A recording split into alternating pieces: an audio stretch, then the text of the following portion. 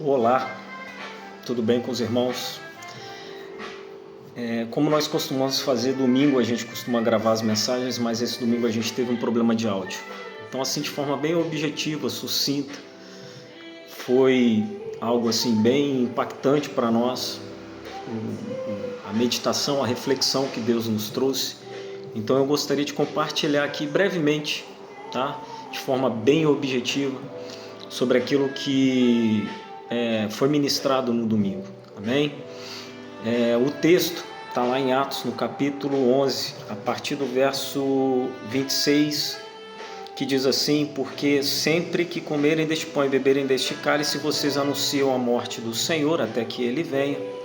Verso 27, portanto, todo aquele que comer o pão e beber o cálice do Senhor indignamente será culpado de pecar contra o corpo e contra o sangue do Senhor. E essa é a grande reflexão. O que significa partilhar da ceia indignamente?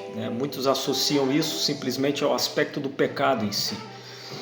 Mas a Bíblia também nos deixa muito claro que não há um justo sequer na face da terra.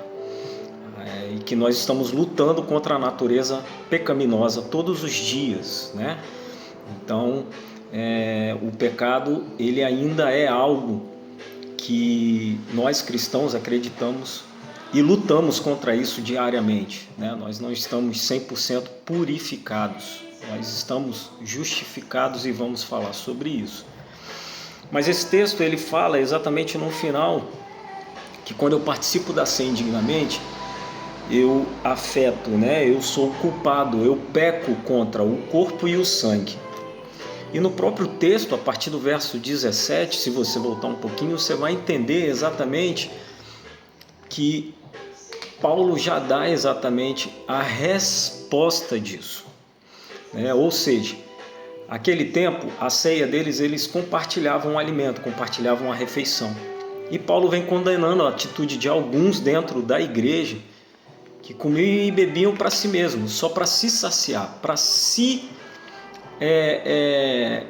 priorizando a si mesmo, sem entender a necessidade do outro, sem entender,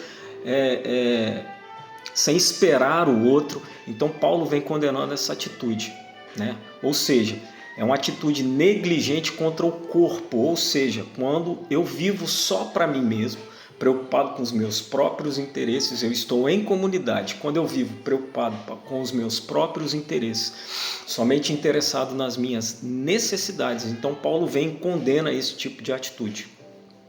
Esse é um aspecto que é contra o corpo.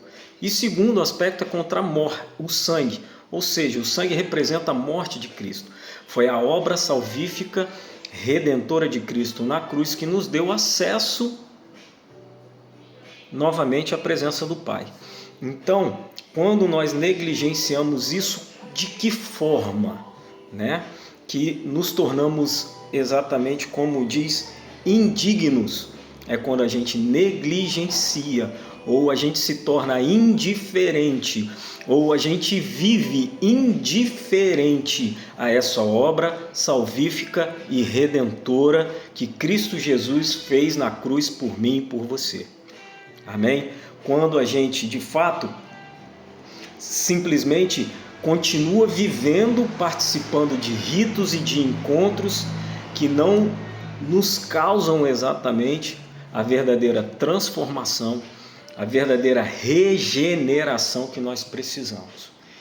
E por isso nós precisamos entender o que significa a doutrina da justificação. Porque é algo bem contraditório. Se no pecado não vai entrar impureza, se no céu não vai entrar pecado, não vai entrar impureza, não vai haver nada impuro, então como nós vamos participar disso? Como nós vamos participar da eternidade? E a resposta nós encontramos exatamente em Cristo. Porque nós fomos justificados, ou seja, o que significa isso? É como se fosse um avalista, Talvez você já tenha passado por essa experiência, hoje não é tão comum. Você vai fazer um contrato de aluguel ou alguma coisa nesse sentido e alguém te pede um avalista, Ele tem que ter ali uma renda, ele tem que ter imóveis, ele tem que ter alguém ali para poder respaldar exatamente aquele aluguel. Então, Cristo veio, Cristo se entregou e Ele avalizou, ou seja, Ele justificou. E não foi algo simples, não foi algo banal ou algo normal, como muitas das vezes a gente acaba tratando a obra de Cristo, mas foi algo redentor, foi algo extremamente divino, foi algo santo, algo puro, e por isso, através desse sangue, irmãos, é que sim, nós cremos na obra salvífica. Através desse sangue nós cremos na eternidade. Através desse sangue nós cremos que agora sim estamos unidos ao Pai novamente. E isso a gente precisa entender.